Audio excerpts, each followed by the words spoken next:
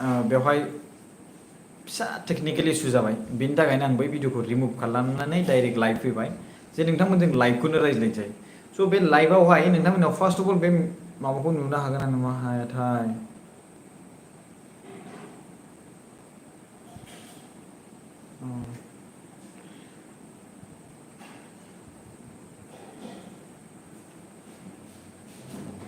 औ नायदो नुबाय दा स' बेवहाय आं नोंथांमोननि सायाव फरायनानै खोन्थागोन आरोना स' खौरां बिबुंसार अके बर' खृष्टानफोरनि सोमोन्दै बाथौ महासभानि गाहाय नेहाथारिया लाबोनाय अजदनि सायाव बर' थुनलाइ आफादनि खौरां बिबुंसार शेयार खालामना होदो बेखौ एसे नोंथांमोना माने दिनै बे बाथ्राखौ रायज्लायनि नोंथांमोना आरो सोर खृष्टान सोर हिन्दु सोर बाथौ सोर ब्रह्म बेखौ नोंथांमोना होबानो जाबाय आरो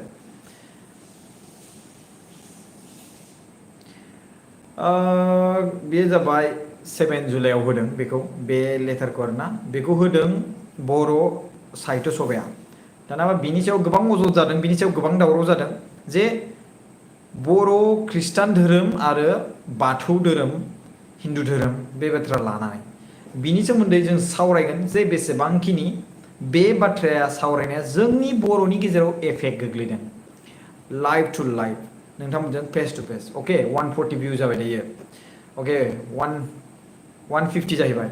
स' अके बारायलांबाय थागोन नोंथांमोना शेयार खालामना होबानो जाबाय जायफोर खृष्टान बिथांमोना खृष्टान होनना ला जायफोर हिन्दु बिथांमोना हिन्दु होनना ला 160 जाबाय अके थांनाय 5 जुलाइ 2022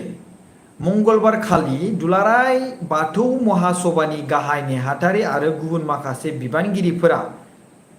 RSS जों जथाय खौरां बिबुंसार होनानै खृष्टान धोरोम आजावनाय बर'फोरनि ST थामहिनबा ट्राइबेल बर' हारिनि मोनथायखौ बोखारनांगौ होननानै बुंनाय बाथ्राखौ बर' थुनलाइ आफादनि नोजोराव गोग्लैदों 180 जाबाय भिउआ अके इन्टारेस्टिं जागोन दिनै बावले बियो गनायजाथाव बाथ्रा जानो हाया बेबायदि बाथ्रा एबा अजदफोरा हारिनि गावस्रानाय लाबोयो बे बाथ्राया थ्रेड पइन्ट 190 जाबाय 190 200 जाबाय अके बेबायदि बिबुंथिनिफ्राय जानगाराव थानो थाखाय बर' थुनलाइ आफादा बाथौ महासभानि गाहाय नेहाथारि बिथांखौ खावलायदों बेवहाय मुस्रि थरेन बर' आफादगिरि बर' थुनलाइ आफाद मुस्रि प्रसान्त बर' गाहाय नेहाथारि बर' थुनलाइ आफाद स' मुस्रि थरेन बर' सारा मा धोरोमनि आं बेखौ मिथिया मुस्रि प्रसान्त बर' सारा मा धोरोमनि आं बेखौ मिथिया नाथाय बिथांमोनहा बिनि सायावहाय अजद दिखांदों 230 जाबाय भिउआ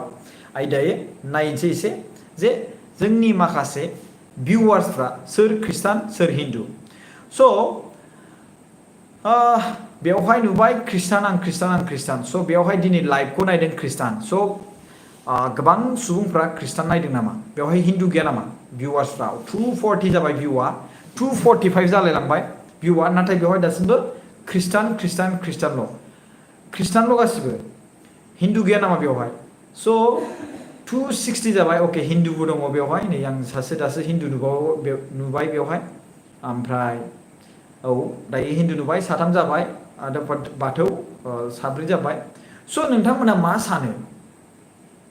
बाथौ धोरोमा हारसिङैनो मोनसे आइडियोल'जि बा मोनसे आइडेन्टिटि दङ बेथ' नंखागौ नङा होमबा थिग बेबायदिनो बाथौ धोरोमा हिन्दुजों रिलेटिभ हिसाबै हिन्दु होननानै बाथौ धोरोमखौ रिलिजन बाथौ होननानै नों जुदि रिलिजन सोङोब्ला अब्ला बेवहाय बाथौ धोरोमनि सुबुंफोरा बेवहाय हिन्दु लिरो नंगौना नङा दिनै बेखौबो लानानै माखासे सुबुंफ्रा अजद दैखांदों बेखौबो लानानै माखासे बाथौ धोरोम सुबुंफोरखौ नांलायहोनो थाखाय माखासे बाथ्रा बाहायदों स' बिनिफ्राय जानगाराव थानांगौ 300 जाबाय अके थेंक इउ स' नोंथांमोना गासैबो शेयार खालामना होबानो जाबाय दा हिन्दु खृष्टान बे दावरावा दानिल' बाथ्रा नङा गोबां समनिफ्रायनो जाबोबाय थानाय बाथ्रा दिनै जों उन्दै गथ' फिसा खुगा ना होमबा उन्दै गथ' बैसो खम आरो लोगोसे बे हिसाबै जों माबा मोनसे बाथ्रा बुंब्ला जोंनि बुंनाय बाथ्राफोरखौ सानो कि बे उन्दै गथ'आ मा बुंगोन आरो बेनि बुंनायखौलाय जोंलाय मानो गनायथाव नाथाय जोंनि बुंनाय बाथ्राया सेमानो पइन्टआ एखेयानो जागोन दे बेवहाय एखेखौनो पइन्ट बाथ्राखौ बुंगोन नाथाय बेबायदि बाथ्रा माखासे सानग्रा सुबुंफोर दङ आं बुंनो थांदों दिनै जोंनि बर' हारिनि गेजेरावहाय खौसेथिनि थाखायसो माखासे जोङो मा जानांगौ थुबुर जानांगौ जुथुमा जानांगौ नाखि बेवहाय धोरोमखौ लानानै जों गावस्रालायनाय दिनै बिटिआर एकर्ड जालांबाय बिटिसि एकर्ड जालांबाय बिएसि एकर्ड जालांबाय बे बिएसि एकर्डखौबो बड'लेण्ड बर'नि ख्रिस्टान धोरोम बाथौ धोरोम ब्रह्म धोरोमानो थाया मानो सोरबा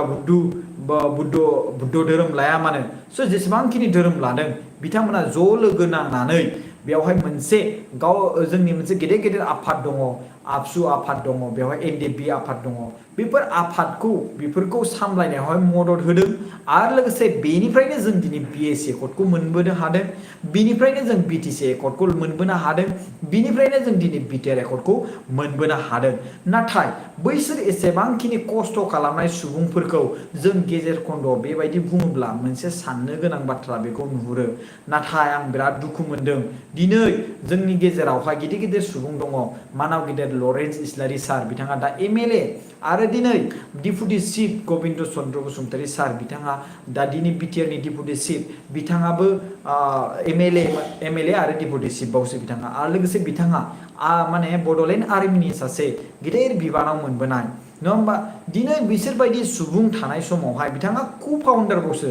माने एनडिएफबिनि बिथांमोनहा जे हारिनि थाखाय एसेबांखिनि गावनि जिउखौ बावसोमबाय किजान बिथाङा जुदि माबा मोनसे जानानै रुंसारि जायोमोनब्ला जों बिथांखौ माने बिबारनि मालासो होगौमोन किजान दाङि नाथाय बिथाङा गोबां खामानि मावबोनानै बर' हारिनि रैखाथि खालामबोनानै बिथाङा दिनै जिउ गोथाङै फैफिननानै जोंजों संसार जाफानो हादों दिनै बेखौ जोङो साबायखर बावनानै बिथांखौ जों खुलुमनांगौ बिथांखौ जों मान होनांगौ रेसपेक्ट होनांगौ नङा होमबा नंगौना नङा 340 भिउ जाबाय दिनै बे बाथ्रायावहाय जोङो मानो बे बाथ्राखौ दिरुननांगौ बिटिआर एकर्डनि गेजेर हाया दिनै जोंनि गेजेरावहाय मा होनो इनक्लुजन जानो सम दङ इनक्लुजन जागोन दिनै बेबायदि मोनफा फिसा मोनफा बाथ्राखौ जुदि लानानै एग्लुंबाय थायोबा जों माब्रैहाय जोंनि जे एकर्ड जानाय जोंनि जे हा जोंनि लेन्ड बे बारायनायखौ बोरै हागोन नङा होमबा जोंनि जे कनस्टिटुवेन्सि बारायनो नागिरनाय बेखौ जों बोरै हागोन नांलाय खमलाय जागोन पलिटिकेलाव एफेक्ट जागोन पलिटिकेलाव दावराव दावसि जागोन पलिटिकेलाव जुदि दावराव दावसि जायोब्ला अब्ला गभर्नमेन्ट दानायावहाय गोब्राब जागोन माब्रै गभर्नमेन्ट जुदि हाथाय जायोब्ला जोंनि बिटिआरनिफ्राय लकेल गभर्नमेन्टआ जुदि हाथाय जायोब्ला अब्ला नेसनेलनिफ्राय फैगोन नेसनेलआबा मा सानो दिनै नोंथांमोनाथ' मिथिखागौ हिमन्त बिश्व शर्मा एबा डक्टर हिमन्त बिश्व शर्मा सारा माबायदि जिराद आरो बिथाङा माबायदि प्लेनिं खालामो आरो बिनिफ्राय जों प्रटेक्ट गावखौ लाखिनोब्ला जों माबायदिसिम थांनांगोन बेखौ नोंथांमोना मिथिखागौ अब्ला नोंथांमोना बे बाथ्राखौ मोनथिनानै दिनै मानि थाखाय बे बाथ्राखौ एग्रांबावखो नोंथांमोना बड'लेण्ड स्टेटनि उनावहाय बड'लेण्ड स्टेट जायोब्ला बे बाथ्राखौ नोंथांमोना बुंनो हागौमोन दिनै एकर्डखौ जों इमप्लिमेन्ट खालामनोसो नांगौ नाथाय नोंथांमोना आउट अफ सार्भिस मानो इमप्लिमेन्ट खालामनो नागिरखो आउट अफ सार्भिस जाथिखौ लानानै जुदि नोंथांमोना बेबायदि खालामबाय थायोब्ला जे धोरोमखौ लानानै नोंथांमोना बेबायदि खालामबाय थायोब्ला जोंनि जे बड'लेण्ड स्टेटनि थाखाय जे मोनसे सिमां नुदोंमोन बे सिमाङा माब्ला जागोन I love everyone दिनै जों माबा मोनसे बाथ्रा बुङोब्ला बे उन्दै गथ'सो बिनि बाथ्राखौ दा खोनासं ओरै हेनटेन जागोन नाथाय बाथ्राया बेनो सेम मिथिबायना जों खौसेथिनि थाखाय जों बुंनांगौसो बाथ्रा नाथाय unfit word नङा होमबा unacceptable जाय बाथ्राया एक्सेप्ट खालामजाथावै नङा होमबा जाय वर्डआ माने डिफेमेशन होनाय लाजि फोनांनाय इनसाल्ट खालामनाय बेबायदि जाथाय बाथ्रा बाहायनाय जादों स' बेबायदि बाहायोब्ला जोंनि गेजेरावहाय इउनिटि थागोन जानो आं इउनिटिनि थाखाय बे बाथ्राखौ बुंदों दे आं माबा मोनसे धोरोमखौ रेसपेक्ट माबा मोनसे खालामालासिनो बा माबा मोनसे बुङालासिनो बिदि आं बुङाखै गासिबो धोरोमखौ आं रेसपेक्ट खालामो हयथ' आंनि बिब' ख्रिस्टान आंनि न'खरनि सुबुङानो हिन्दु दङ नङा होमबा स' बेफोरबायदि बाथ्राखौ लानानै जुदि जोङो नांलाय खमलाय खालामोब्ला जोङो मा संसार जागोन आरो जोंनि बे जे एकर्डनि इमप्लिमेन्ट खालामनांगौ सनितपुर आरो बिश्वनाथखौ जे सोनांगौ आं माने बिदिब्ला इउनिटियानो बायगोन दिनै आं खोनानो मोनबावदों जे धोरोमजों धोरोम ग्रोब जालायलायनानै है बिसोर धोरोमा मा एबार माबा RSS ओंखारबायनो RSS आ ओरैबायदि मा होनोमोनलाय एबार जोंनि धोरोमखौ फोजोबसिगोन मासिगोन बेबायदि बाथ्रा ओमफ्राय इउनिटिजों भटखौ गुबुननो होनोसै नङाबा बिथांमोनहा ओरैबायदि जोंनि धोरोमखौ फोजोबसिगोन बेबायदि गिनाय सोमजिदों नाथाय बै गिनाय जे सोमजिदों बे सोमजिनायखौ जों फोजोबनांगौसो बे गिनायखौ जोङो सुस्रांनानै होनांगौसो सल्भ खालामना होनांगौसो नाथाय दिमागावहाय दासिमबो बेखौनो सोनानै होनो नाजायो What is going on our society मा खालामनो सानमारदों जोंनि माखासे सुबुंफ्रा पलिटिकेलि बेयावहाय माखासे बाथ्रा माने हाबहोनो नागिरदों बाथ्राखौ एफेक्ट खालामहोनो नागिरदों आरो बेयावहाय बुंगोन आरोना बेबायदियावनो दानि सरकारखौसो बायदिसिना दायो हेनटेन बुंबावसिगोन आरोना बिसोर दा ओरैबायदि थानाय बिसोर दा ओरैबायदि मा होनो बाथ्रा माने बाहायनो चान्स होदों हेनटेन स' आं डाइरेक्टलि बेयाव अबजेक्सन होगोन जे पलिटिक्स बाथ्राफोरखौ बेफोरबायदि राजनितिकआव इनभल्भ खालामनो दानाजा आं बुंदों हा आरो माने हाखौ लानानै नङा होमबा हाखौ लानानै जोंनि बर' हारिनि जाथिखौ लानानै माब्लाबाबो पलिटिक्स दा गेले होननानै आं अलवेज बुंबाय थायो फिसा खुगा उन्दै गथ' आङो अब्लाबो आं बे बाथ्राखौ बुंगोन मानियो मानिया खोथा गैया बेवहाय जों देरबोबाय नुबोगासिनो दङ मा जाथाय जादों मा सोलिगासिनो दङ बे सोलिनायखौ नुनानै जोंबो थानो हाया जोंबो माबा मोनसे बुंनो गोसो जायो बिनि थाखायनो बुंदों आं दिनै धोरोमखौ लानानै नांलायबाय थानाय माबा मोनसे व्हाट इज दिस बेसेबां समनिफ्रायनो दङ बे धोरोमा बेसेबां समनिफ्रायनो नाथाय दिनैसो मानि थाखाय गोबाव समनिफ्रायनो दावराव दावसि जाबोगासिनो दं हेन टेन जाबोगासिनो दङ मानि थाखाय दावराव दावसि नांलाय खमलाय आइ डोन्ट नो जों मानि थाखाय माबा ख्रिस्टाना हिन्दु धोरोमनो हिन्जाव सिख्ला हरा माबा हिन्दु धोरोमा ख्रिस्टान हिन्जाव लाया बा हिन्दु धोरोमा ख्रिस्टाननो हिन्जाव हरा माबा what is going on our society आं बेखौसो बुंनो लुबैयो माने बे बाथ्राखौ आङो खोनानानै खोनासंबोनानै देरबोगासिनो दासिमबो सल्भ जाया मानि थाखाय माने एसेबां धोरोमा गुबुन धोरोमखौ रेसपेक्टसो खालामनो होयो नाखि जोङो बेवहाय मा होनो डिसरेसपेक्ट खालामनाय बा बेयो डिफेमेसन खालामनाय जाय धोरोमा गुबुन धोरोमखौ रेसपेक्ट होआ बे धोरोमा आइ डोन्ट नो नोंथांमोना बुंदो बेवहाय बे हादोरा फ्रिडम माने मा होनो बेखौ बयहाबो बुंनो थाखाय फ्रिडम अफ स्पिच बयहाबो बुंनो थाखाय मोन्थाय दङ स' आंबो बे बाथ्राखौ बुंनानै होबाय जे आंनि गोसोनि सिगाङावहाय मा दङ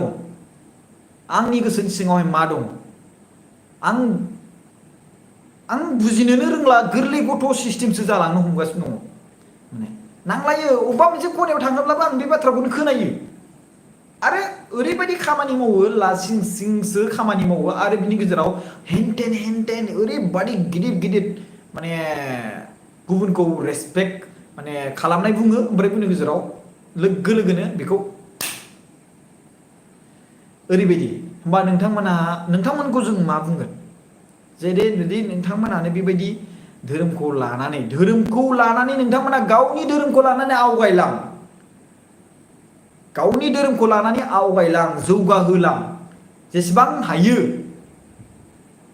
हायो गावनि धोरोमखौ लानानै आवगायहोलां जौगाहोलां अब्लानो दा दिनै नायदो हिन्दु धोरोमनिफ्राय ख्रिस्टान धोरोमाव थांनाय दङ ख्रिस्टान धोरोमनिफ्राय हिन्दु धोरोमाव फैनाय दङ एखेसो एखे नंगौना नङा एखेसो नङा होमबा दा बे बाथ्राखौनो लानानै गोबां हेनटेन बुङो माबा मोसौ बेदर जानायनिबो सोमोन्दै बाथ्रा बुङो हेनटेन ओरैबायदि बाथ्रा जानायनिबो बाथ्रा बुङो गोबां बाथ्रा हेनटेन जायो रायजो राजाफोर बेफोरखौ बाथ्राखौ रायज्लायोब्ला नाथाय आं बेखौसो बुंनो लुबैदों जास्ट काइन्डलि स्टप जोंहा माखासे जोंनि थामोन्दाखौ दासिमबो प्रटेक्सन होनो हायाखै नोंथांमोना मिथिगौ ना सनितपुर बिस्नाथखौ दासिमबो जोङो बिटिआरआव बड'लेण्डआव सोनो हायाखै नोंथांमोना बेखौ टेनसन गैगोना गैया सिन्था गैगोना गैया गिगोना गियाखै नोंसोरो एसेबो देहाव नाङा नामा बेखौ बिनि सायावहाय माने बेफोरबायदि गुलुं गुजुं खालामनानै बैफोर जे माबा मोनसे दावराव जानांगौ माने क्रिएट खालामनो नागिरदों माखौ मा फरायदों मा बुजिदों मायाव बेनिखायनो बुंदोंना एसे एनै माने माने फरायोब्ला साननाय हनाया खम जामारो बे बाथ्राखौ बुङो खिन्थु खायसे सुबुंनाव फरायालासिनोबो गोबां गियान दङ अब्ला सानना नायदो जाय मानसिया फरायनाय बियो रेसपन्सिबल बिबान मोनो आरो जाय मानसिया फराया बिथांमोनहा रेसपन्सिबिलिटि गिदिर बिबान मोना नाथाय बै बे फरायनायनिख्रुइ बांसिन बै बे माने फरायै मानसियासो बांसिन माने बुजिनांथाव बाथ्रा बुंगोन ओरैबायदि बाथ्रा बुंगोन आं ओरैबायदि सुबुंखौबो लोगो मोनबाय जाय मानसिया बिराद जुमाय लोङो ओमफ्राय जाय मानसिया जुमाय लोङा बै जुमाय लोङैनि गेजेरावबो आं खायसे सुबुं ओरैबायदि मोनबाय जुमाय लोङै मानसिफोरनिफ्रायबो गोबां मोजां मोजां बाथ्रा बुङो आरो जुमाय लोङै सुबुङा जुमाय लोंनाय मानसिनिफ्राय जाय मानसिया जुमाय लोङो बिराद टेलेन्ट बिराद इन्टेलेक्सुवेलनि राव बाथ्रा बाहायो आरो जाय मानसिया जुमाय लोङा बै मानसिया खायसे सुबुंफोरा जुमाय लोङै मानसिफोरनिफ्राय जों बांसिन एक्सपेक्ट खालामो नालाय स' बेखौ जोङो बुंगोन जे बेनिफ्राय बांसिन बेहतर मोनथावनांगौ नङा होमबा स' बांसिन 100निफ्राय 70%खौ जोङो जुमाय लोङै सुबुंनिफ्राय जोङो एक्सपेक्ट खालामखागोनखा आरो जोङो 30%खौ जोङो जुमाय लोंनायनिफ्राय बा जुमाय लोङैनिफ्राय जों 70% नङा होमबा नलेजनि सायावहाय बुङोब्ला अब्ला जों बांसिन नुनो मोनो बेवहाय जुमाय लोङै सुबुंफोरखौसो जों बांसिन माबा नलेज गैयै बायदि सिस्टेम नुनो नागिरो खायसे सुबुंफोरखौ जुमाय लोंनाय सुबुंखौसो बांसिन नागिरो थिग बेबायदिनो आं माने बाथ्राखौनो आं मा बुंगोन आरो मा हारे जोंनि धोरोमा माने ओरैबायदि बैसिनि धोरोमा ओरैबायदि हेनटेन आरे नों गावनि धोरोमखौनो प्रटेक्शन खालामनानै मोजाङै फोसाबलांबाय था नोंनि धोरोमाव अट'मेटिकलि नों जुदि इसोरखौ अबंलावरिखौ आल्लाहखौ एकदमबारे मोजाङै माने मा होनोब्ला जेसासखौ मोजाङै फुजियोब्ला नोंथांमोनहा मा मोनगोन गावनि गोसोनि सिङावनो बे धोरोम जि सानना हनाय बे सिखारबोखायो अट'मेटिकलि धोरोमासो जोंखौ प्रटेक्ट खालामो नङा होमबा जों जुदि धोरोमखौनो लानानै जों पलिटिक्स माने बायदिसिना बुंनो नागिरोब्ला खालामनो नागिरोब्ला नांलाय खमलाय खालामनो नागिरोब्ला अब्ला जों खौसेथि जागोन नामा खौसेथि जाया नङा होमबा जोंखौ इसोरा माब्लाबाबो नांलाय खमलाय खालाम फिसाफोर होननानै बुङा अब्ला जाय मानसिफ्रा बे बिबानाव थायो अब्ला बिथांमोनहा हिंसा दङ जेलेसि दङ जाय मानसिनाव जेलेस दं जाय मानसिनाव हिंसा दं जाय मानसिया रागा खरा बिथांमोनहा धोरोम दैदेननो धोरोमनि गुरु बा धोरोमनि प्रचार जानो थाखाय आं सानो समाया नोंथांमोना नुवाखै रबि किशन गुरुजी आरो बिनि गेजेराव मा होनोमोनलाय सदगुरु नङा होमबा श्री रबि किशन गुरु आरो सदगुरु बिथांमोना ओरैबायदि मोजाङै स्माइल खालामनानै ओरैबायदि राव बाहायो ओरैबायदि मोजां आइ फिल लाइक माने सासे इसोरा बेखौ फोरमायगासिनो दं स' जोंनि गुरुफ्राबो बेबायदि ओंखारनांगोन जोंनि धोरोमनिफ्रायबो बेबायदि ओंखारनांगोन नाखि गावस्रानाय जोंहा मोनसे धोरोम दङ बे धोरोमखौ लानानै मोजाङै बोरैहाय प्रटेक्ट खालामलांनांगौ जोंनि जे भक्तफोरखौ बोरैहाय प्रटेक्ट खालामलांनांगौ मोनफ्रोमबो जेसेबांखिनि बेयाव जेसास फुजिग्रायानो जा माने ख्रिस्टानानो जा बेवहाय हिन्दु धोरोमनि बाथौ धोरोमानो जा बा ब्रह्म धोरोमानो जाया मानो बिथांमोनहा गासैबो धोरोमखौ लानानै गावबा गाव प्रटेक्टखौनो खालामनो नोजोर हो जे आंनि न'खरनि सुबुंफोरखौ बोरैहाय बे जोंनि धोरोमखौ लानानै आङो फोरोंगोन आरो बे धोरोमखौ लानानै फोरोंनानै जे जोङो खौसेथिखौ बोरै लाबोहोनो हागोन नङा होमबा जोंनि साननाय हनाया धोरोमनिफ्रायसो सिखारबोयो धोरोम नङा होमबा जे गावनि बिमाखौ अननांगौ बे मोनसे धोरोम रेसपन्सिबिलिटि बे मोनसे बिबान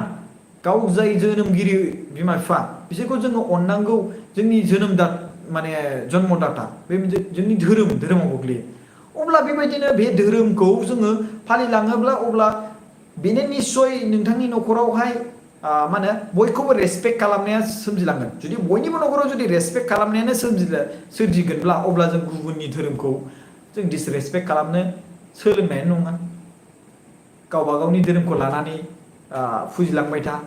गोग्गानाङा जोंनि धोरोमा पावारफुलसिन नोंसिनि धोरोमा पावारफुल नङा स' बेबायदि खालामनो गोनांथि गैया आं सानो नोंथांमोना मा सानदों मा बुजिदों आं बेखौ बुजिनो थांला आंनि गोसोनि सिङाव आं बेखौल' बुंगोन जों बयबो खौसेथि जानांगोन बे समावहाय जोंहा बर'नि बड'लेण्ड स्टेटआ जाथारनांगौ बड'लेण्ड स्टेटखौ खालामनोब्ला जोंनि सनितपुर बिसनाथआ हाबथारनांगौ सनितपुर बिसनाथ हाबखांनायनि उनाव जों बड'लेण्ड स्टेटखौ खालामनो हागोन बड'लेण्ड स्टेट जानोब्ला जोंनि सनितपुर आरो बिसनाथआ हाबथारनांगोन एसेबां समसिम जोङो खौसेथि जाबोनानै मुभमेन्ट खालामबोबाय दिनै जों मा मोन्दों सनितपुर बिसनाथआ मा मोन्दों दिनै सनितपुर बिसनाथखौ सोनो थाखाय बयहाबो रेसपन्सिबिलिटि लानांगोन बड'लेण्ड बिटिआरनि सिङाव थानाय रायजो राजाफ्राबो बेवहाय नाखि दावराव धोरोमखौ लानानै गुलाय गुजाय खालामनानै राजनितिक गभर्नमेन्टफोरखौ सिफायनो नाजानाय बेफोरबायदि धान्दाफोरनिफ्राय जानगाराव थानांगौ